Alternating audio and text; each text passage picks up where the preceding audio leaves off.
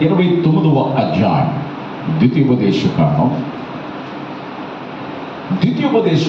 29వ అధ్యాయం 9వ వచనం, page number 170, old testament పాత నిబంధన 29వ అధ్యాయము 9వ వచనాన్ని మనం చదువుదాం. కాబట్టి మీరు చేయున్నదంతయు చక్కగా జరుగునట్లు ఈ నిబంధన వాక్యములను అనుసరించి నడుచుకొనవలెను. అందరి మాట నాతో చెప్పండి. కాబట్టి మీరు చేయున్నదంతయు చక్కగా జరుగునట్లు. దేవుని వాక్యాన్ని ధ్యానం చేద్దాం.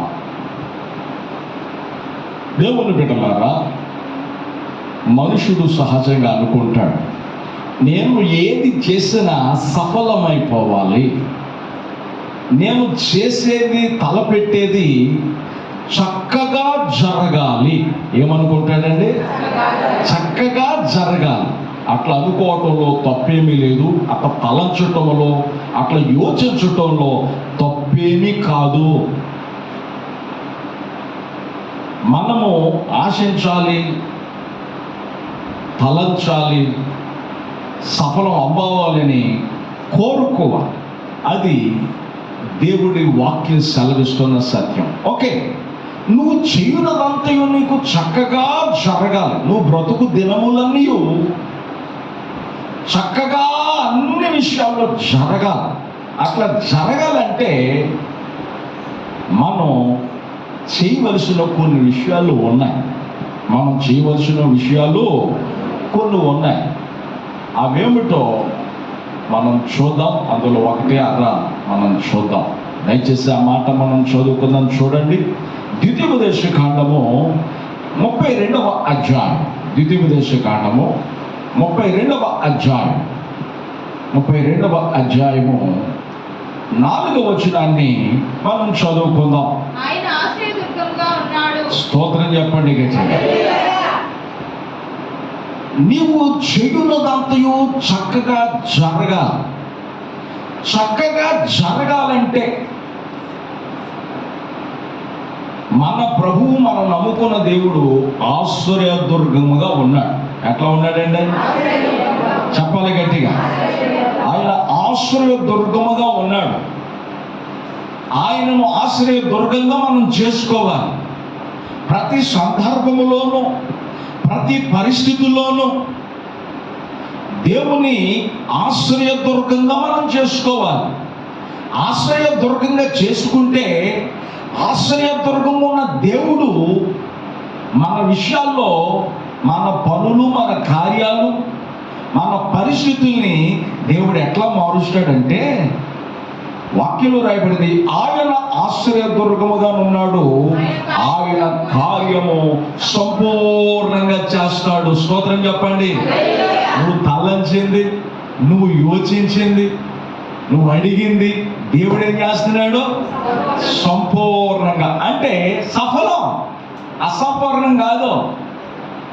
తృప్తిగా, నువ్వు కోరుకున్నట్టుగా, నువ్వు ఆశించినట్టుగా. కొత్త నిబంధనలో ప్రభువు అంటాడు, అమ్మా నీ కోరినట్టు నీకు జరుగును గాక, నువ్వు కోరినట్టుగా నీకు అవును గాక అంటాడు. అట్లా కార్యం జరిగిపోయింది. దేవుని ఎవరైతే ఆశ్రయదుర్గంగా ఏర్పాటు చేసుకుంటారో వారికి దేవుడు సంపూర్ణమైన కార్యాలు వారి జీవితంలో ఆయన చేస్తాడు. ఎందుకంటే ఆ క్రింద మనం చదువుకుంటున్నాం, ఆయన చర్యలన్నీ న్యాయములు, ఆయన నిర్దోషి అయి నమ్ముకొనదగిన దేవుడు, ఆయన నీతిపరుడు, యథార్థవంతుడు. స్తోత్రం చెప్పండి గట్టి. ఆమేన్, హల్లెలూయా. అది మనం ఆశ్రయించిన వానికి ఉన్నటువంటి లక్షణాలు. ఈయనను ఆశ్రయిస్తే మన ప్రతి కార్యం జరగదు అనుకొనిన కార్యాలు కూడా సంపూర్ణంగా నెరవేర్చి నీ ప్రాణమునకు సేద తీరుస్తాడు. నీ ప్రాణమునకు ఏం చేస్తాడు ఆయన? చెప్పాలి గట్టిగా. నీ ప్రాణమునకు ఆయన సేద తీరుస్తాడు, అందులో అనుమానమే లేదు. అందుకే కీర్తనకారుడు ఒక మాట అంటాడు. ఆ మాట ఏమిటి అంటే 61వ కీర్తన 2వ చరణం నుండి 4వ చరణం వరకు మనం చదువుకుంటే భక్తుడైన కీర్తనకారుడు తన అనుభవం నుండి తన అనుభవాలను పాటల రూపంలో పాడుతూ ఈ మాటలు పలుకుతూ ఉన్నాడు. ఈ చరణాలు మనకి తెలియచేస్తూ ఉన్నాడు. ఆ మాట చదువుదాం. 61వ కీర్తన 2వ చరణం నుండి 4వ చరణం వరకు.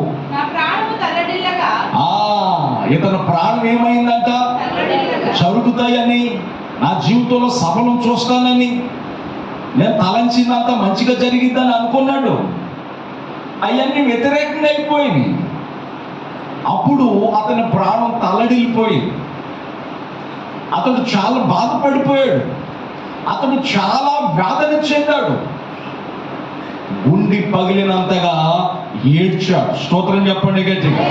గుండె పగులినంతగా అతడు ఏడ్చాడు. అయితే ఏడ్చి ఏం చేశాడంటే చదువు, బూది గంధముల నుండి అది నీకు మొర్ర పెట్టుచున్నాను. స్తోత్రం చెప్పండి గట్టిగా. ఎక్కడి నుంచి ప్రార్థన చేస్తున్నాడు? బూది గంధముల నుండి. నా ప్రాణం తల్లడిల్లిపోయిందయ్యా, నా ప్రాణం తల్లడిల్లిపోయింది. అందుకే బూది గంధముల నుండి నేను నీకు మొర పెడుతున్నాను. నేను నా మొర్ర ఆలకించేవాడు లేరు, నాకు కార్యాలు చేసేవాళ్ళు లేరు, మేలులు చేసేవారు లేరు, ఈవులు ఇచ్చేవాళ్ళు లేరు, నన్ను తృప్తిపరచగలిగిన వాళ్ళు లేరు, నా ప్రాణమునకు సేద తీర్చగలిగిన వారు లేరు. నా ఆశలు అడియాశలు అయిపోయినాయి, నా ఆశలు నిరాశలు అయిపోయినాయి. నిరాశతోనే నేను చనిపోతానేమో, నిరాశతోనే నా జీవితాన్ని ఇట్లా కొనసాగిస్తానేమో అని బాధపడుతూ దేవునికి బూదిగంతముల నుండి మొర్రపెట్టినప్పుడు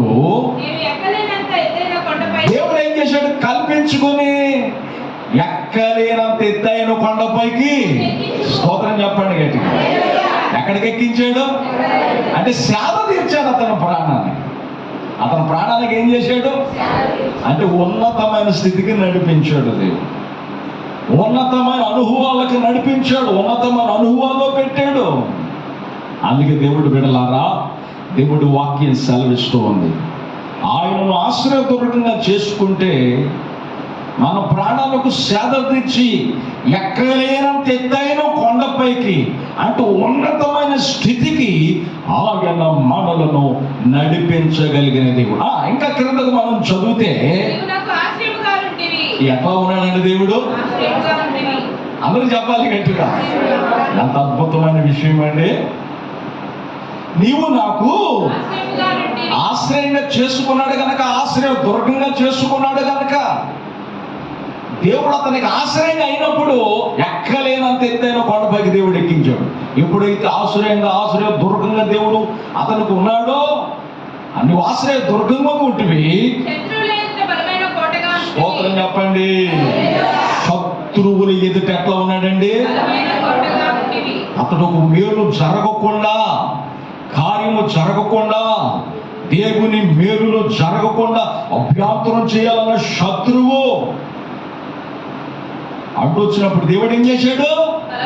బలమైన కోటగా ఆయన చుట్టూ ఉన్నాడు. స్తోత్రం చెప్పండి. ఎంత అద్భుతమైన విషయం అండి. అందుకే నీవు ఉన్నతమైన స్థితికి రా, ఇక ఎవడన్నా ఉంటే నేను ఎదుర్కొంటానని ఆయన ముందుండి కోటగా ఉండి శత్రువు రాకుండా ఆయన ఎత్తి మంచి ఉన్నతమైన స్థితిలో పెట్టాడు. స్తోత్రం చెప్పండి గట్టిగా. చదువుదా. నువ్వు చేసిన మేలుకి, నువ్వు చూపిన కృపకి నేనేం చేస్తాను తెలుసా? నేను ఆశ్రయంగా చేసుకున్నాను ప్రభా, నేను ఆశ్రయ దుర్గం పెట్టుకున్నాను. అయితే నువ్వు చేసిన ఈ మేలుకి నా ప్రాణాన్ని సేదర్చి మంచి ఉన్నతమైన స్థితిలో నన్ను పెట్టావు. అయితే నేనేం చేస్తున్నాను? మౌనం ఉండను. ఏం చేస్తానంట? నేను తీర్మానం చేసుకుంటున్నాడు, నేను యుగ యుగములు నీ గుడారములో నివసిస్తాను. గుడారం అంటే 3 అర్థాలు ఉన్నాయి. ఒకటి మన హృదయాన్ని గుడారం అంటాం, 2 దేవుడి మందిరాన్ని గుడారం అంటాం, 3 మన ఇంటిని గుడారం అంటాం. ఇక్కడ దేవుని మందిరాన్ని గురించి మాట్లాడుతున్నాడు. నువ్వు చేసిన మేలుకి నీ మందిరం అనే గుడారములో యుగ యుగములు అంటే నా బ్రతుకు కాలం అంతా. స్తోత్రం చెప్పండి కదా. ఆమేన్, హల్లెలూయా. నువ్వు ఎంత ఆయుష్ పోస్తావో అంత కాలం నీ మందిరములో, నీ గుడారములో నేను నివసిస్తాను. ఏం తీర్మానం అండి. స్తోత్రం చెప్పండి గట్టిగా.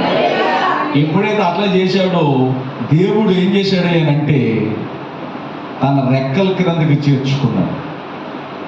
మలాకి గ్రంథం 4:2 రాయబడింది, అయితే తన నామమందు భయభక్తులు గలవారే మీకు నీతి సూర్యుడు ఉదయించును, ఆయన రెక్కల క్రింద మీకు ఆరోగ్యము కలుగును. స్తోత్రం చెప్పండి. ఆయన రెక్కల క్రింద ఏముందండి? ఆరోగ్యం ఉంది, సర్వ సంపదలు ఉన్నాయి, సర్వ ఈవులు ఉన్నాయి, సర్వ మేళ్ళు ఉన్నాయి, సర్వ ఆశీర్వాదాలు ఉన్నాయి. ఆయన సర్వ సంపదల గనే. స్తోత్రం చెప్పండి. ఆయన ఏమిటట? సర్వ సంపదల గని. ఎంత అద్భుతమైన విషయమో దేవుని బిడ్డలారా, మీరు ఆలోచించండి. దేవుని వాక్యం సాధిస్తుంది. నువ్వు సర్వ సంపదల ఘనమే కనుక నీ మందిరములో నేను నివాసము చేస్తాను. స్తోత్రం చెప్పండి. ఆమేన్, హల్లెలూయా. అంతేకాదు ఆయన ఆశ్రయంగా చేసుకున్న ఆశ్రయ దుర్గంగా నువ్వు చేసుకుంటే నీ జీవితంలో నీకు కలిగే మార్పు ఏంటో తెలుసా, జరిగే మేలేంటో తెలుసా? ఆ మాట కూడా చదువుదాం. చూడండి, 34వ కీర్తన 10వ చరణాన్ని మనం చదువుదాం. 34వ కీర్తన 10వ చరణాన్ని మనం చదువుదాం. సింహపు పిల్లలు ఏమి గలవై ఆకలిగొనును, అది యెహోవాను ఆశ్రయిస్తే లేక ఆయనను ఆశ్రయదుర్గంగా చేసుకుంటే ఏమిటట? ఏమేలు. నువ్వేది కోరు, నువ్వు కోరినట్టుగా నీకు జరుగును గాక అంటాడు. ఆయన దగ్గర లేని లేదు, సమస్తం ఉన్నవాడైన, అసాధ్యాలు సాధ్యపరచగలిగిన దేవుడు. నీ కొరకు సమస్తం ఇవ్వటం కొరకే తండ్రి అయిన దేవుడు యేసు ప్రభువుని మన కొరకు ఇచ్చేసాడు. నువ్వు ఏదైనా అడగాలే కానీ ఆయన నీకు తప్పక ఇవ్వగలిగిన వాడు. స్తోత్రం చెప్పండి. ఆయనను ఆశ్రయిస్తే ఏ మేలు, ఏ విధమైన మేలు కావాలి? శారీరక సంబంధమైన మేలు కావాలా? ఆరోగ్యపరమైన మేలు కావాలా? ఆత్మ సంబంధమైన మేలు కావాలా? ఐశ్వర్య సంబంధమైన మేలు కావాలా? ఏ విధమైన మేలు కావాలా నీకు? అవన్నీ దేవుడు నీకు ఇచ్చి తీరతాడు, చేసి తీరతాడు. నీ నోటి నిండా నవ్వుంచి నీ నాలుకను ఆనంద గానముతో నింపగలిగిన వాడు మనం ఆరాధించే దేవుడు, మనము ఆశ్రయదుర్గంగా చేసుకున్న దేవుడు, ఎంతైనా నమ్మదగిన వాడు. స్తోత్రం చెప్పండి కదా. ఆమేన్, హల్లెలూయా. అందుకే వాక్యంలో రాయబడింది. ఆ మాట మనం చదువుకుంటే 5వ కీర్తనలో 5వ కీర్తన 3వ చరణంలో మనం చదువుకుంటే బైబిల్ సెలవిస్తుంది, యెహోవా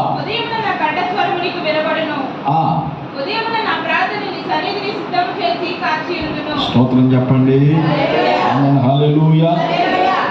ఎంత అద్భుతమైన దేవుని బిడ్డలారా, ఒక్క విషయం దయచేసి ఆ మాట నేను మీతో చదివించాలని ఆశిస్తూ ఉన్నాను.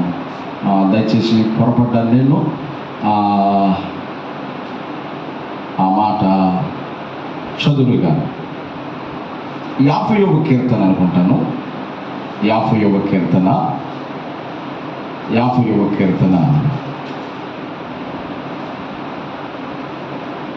సారీ చదివిస్తాను. దయచేసి ఆ మాట చదవండి.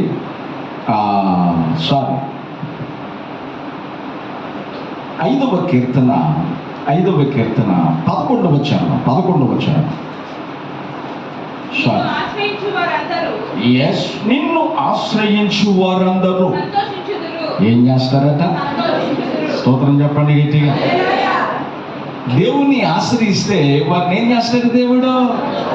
చెప్పండి గట్టిగా. నేను పొరపడ్డాను. కీర్తనలో 5వ కీర్తన 11వ చరణం. ఆయనను ఆశ్రయిస్తే మనం ఎట్లా ఉంటాం? ఎందుకు?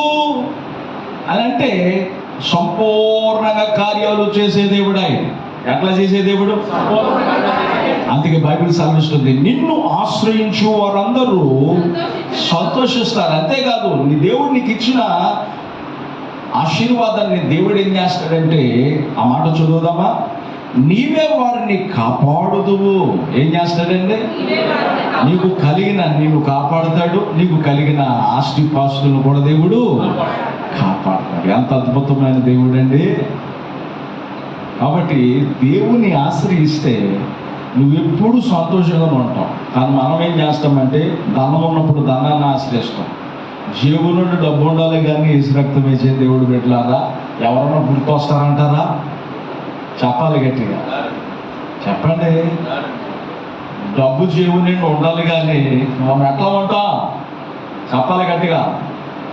నా అంత ధీరుడు లేడు, నా అంత శూరుడు లేడు, నా అంత వీరుడు లేడు అన్నట్టుగా మనం వ్యవహరిస్తాం. ఉన్నాయి కాస్త అయిపోయినాయి అనుకోండి, మన పరిస్థితులు ఎట్లా ఉంటాయండి? ధీరుడల్లా దీనుడు అయిపోతాడు. స్తోత్రం చెప్పండి గట్టిగా. ధీరుడల్లా ఏమైపోతాడు? దీనుడైపోతాడు. దేవుని బిడ్డలారా, దేవుని ఆశ్రయాన్ని తీసుకోవాలి. కీర్తనకారుడు అంటాడు, ధనము హెచ్చినను దాన్ని లక్ష్య పెట్టొద్దు, దాన్ని ఆశ్రయంగా చేసుకోవద్దు. వాక్యంలో రాయబడింది, ఇరిమియా గ్రంథంలో, ఇశ్రాయేలీలట పొట్టపూటి కొరకు ఐగుప్తీయులకు దాసులమైతిమి అని అంటారు. దేని కొరకట? కూటి కొరకు, కడుపు నిండటం కొరకు ఐగుప్తీయులకు దాసుమైపోయాం. వారు రకరకాల వాటిని, లోకస్తులు కనుక ఐగుప్తు అంటే లోకాన్ని ఆశ్రయంగా చేసుకుని జీవించేవారు. ఇలా పొట్ట తెక్కులకి ఏం చేశారంటే ఐగుప్తులకి దాసులు అయిపోయారు. దేవుని బిడ్డలారా, దేవుని ఆశ్రయించు. దేవుని ఆశ్రయించు. నువ్వు బయటికి వెళ్ళవాక, దేనిని ఆశించి బయటికి చూడవాక. ఎరాస్తూ ఉంటుంది సాతానుడు, లోకం ఎరాస్తూ ఉంటుంది. నీ భక్తిని పాడు చేయాలని, శ్వాసం పాడు చేయాలని, ఆత్మీయతను పాడు చేయాలని సాతానుడు ఎన్నో రకాలుగా ఊచేలేస్తూ ఉంటాడు. దేవుని ఆశ్రయం నుంచి బయటకు లాగాలని సాతానుడు తన కుయుక్తి చేత నిన్ను మోసగించాలని వాడు ప్రయత్నం చేస్తూ ఉంటాడు. దేనిని ఆశ్రయించొద్దు. ప్రతి పరిస్థితుల్లో దేవుణ్ణి ఆశ్రయించు. ఆయన నీకు సంతోషాన్ని ఇస్తాడు. నీకు ఇచ్చిన ప్రతిది కూడా ఆయనే కాపాడతాడు. స్తోత్రం చెప్పండి. ఆమేన్, హల్లెలూయా. అంతేకాదు, వాక్యంలో రాయబడినటువంటి మాట ఏమిటంటే, ఆ మాట మనం చదువుకుందాం. ఆ మాట మనం చదువుకుంటే కీర్తనకారుడు అంటాడు 56వ కీర్తనలో మనం చదువుకుంటే, 56వ కీర్తన 56వ కీర్తన 3వ చరణంలో మనం చదువుకుంటే కీర్తనకారుడు అంటాడు ఆ మాట, ప్రభువా, అందుకే నాకు ఎప్పుడైతే భయం కలిగిద్దో అప్పుడు భయము కలిగిన దినమున నిన్ను, స్తోత్రం చెప్పండి కదా, ఆయనను ఆశ్రయిస్తూ నువ్వు సంతోషం ఉంటా, నీకు కలిగింది కూడా కాపాడబడుతుంది. అందుకే అన్నాడు, అయ్యా నాకు భయం కలుగుతుంది అనుకుంటే టక్కన నేను ఎక్కడికో వెళ్ళాను, టక్కన నీ పాదాల దగ్గరకు వచ్చేస్తాను, నిన్ను ఆశ్రయంగా చేసుకుంటాను, నీ మీద నేను ఆధారపడతాను, నిన్ను మీద నేను ఆనుకుంటాను. ఎంత అద్భుతమైన విషయం అండి. ప్రతి సందర్భంలో దేవుడి మీద ఆనుకోవాలి, దేవుని ఆశ్రయంగా చేసుకోవాలి. ఎవరిని ఆశ్రయంగా చేసుకోవాలి? ఎంత అద్భుతమైన విషయం.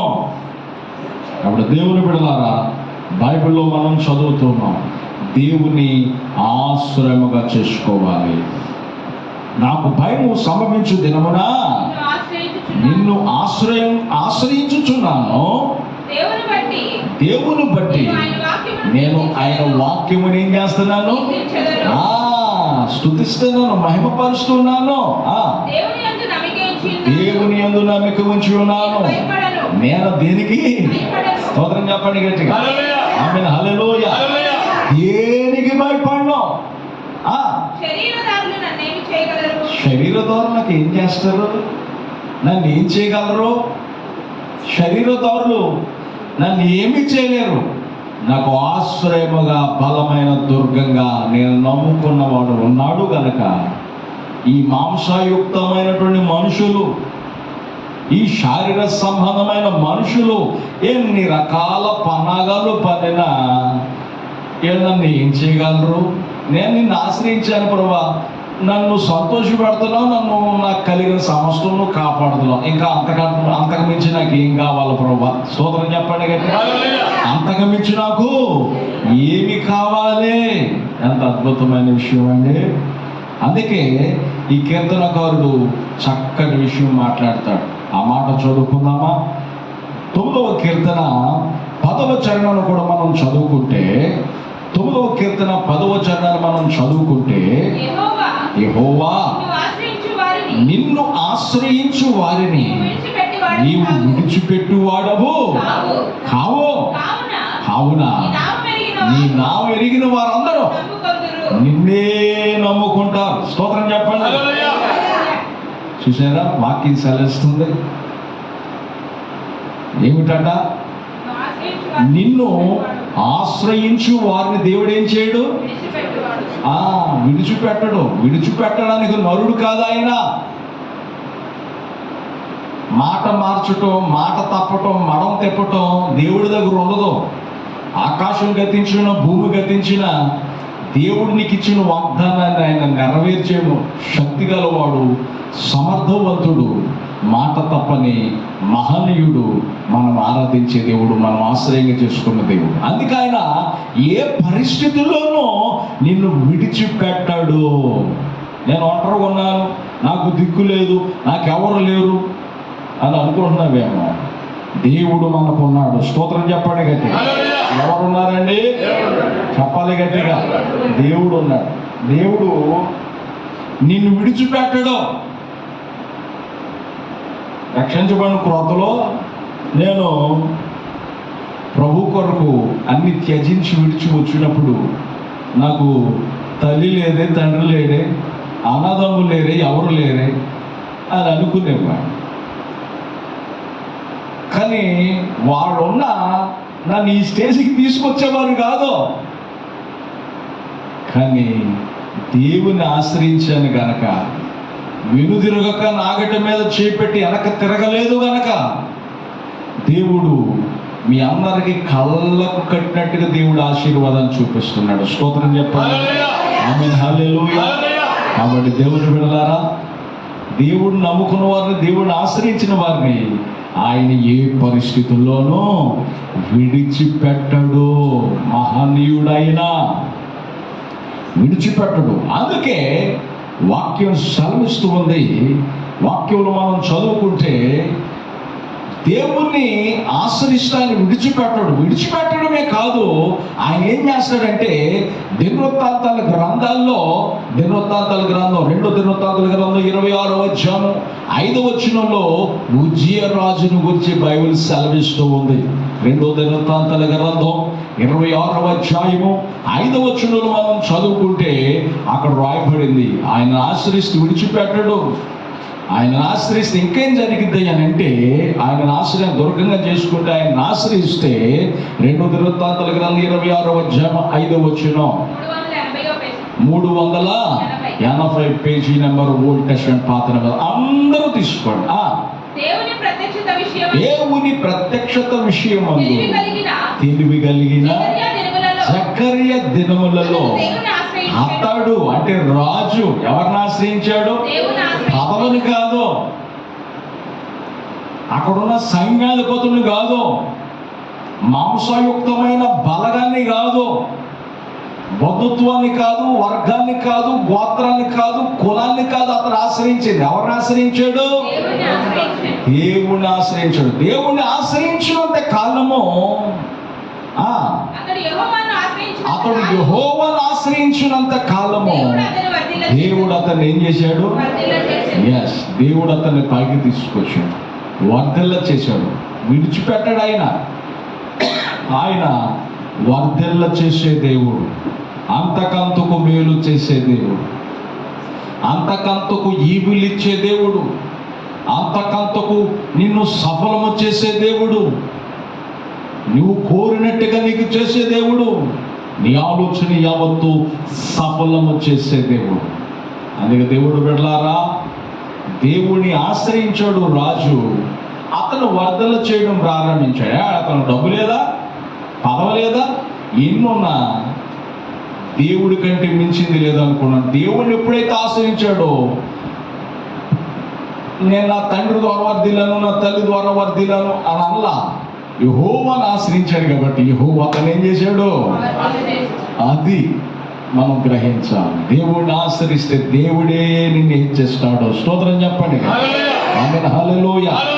దేవుడే నిన్ను ఆశీర్వదిస్తాడు. అందుకే సామెతల గ్రంథంలో మనం చదువుతున్నాం 16వ అధ్యాయం, సామెతల గ్రంథం 16వ అధ్యాయము 20వ వచనంలో మనం చదువుకుంటే బైబిల్ సెలవిస్తూ ఉంది. సామెతల గ్రంథం 16వ అధ్యాయం 20వ వచనం. సామెతల గ్రంథం 16వ అధ్యాయం 20వ వచనం చదవండి. యెహోవాను ఆశ్రయించిన వాడు నరుడు, స్తోత్రం చెప్పండి. అందుకే దేవుణ్ణి ఆశ్రయించాలి. ఎవరిని ఆశ్రయించాలి? దేవుణ్ణి ఎందుకు ఆశ్రయించాలి అంటే, చివరిగా మాట చదువుకుందాం. 72వ కీర్తన 18వ చరణాన్ని మనం చదువుకుంటే, 72వ కీర్తన 18వ చరణాన్ని మనం చదువుకుంటే, దేవుడైన యెహోవా ఇశ్రాయేలు యొక్క దేవుడు స్తుతింపబడును గాక.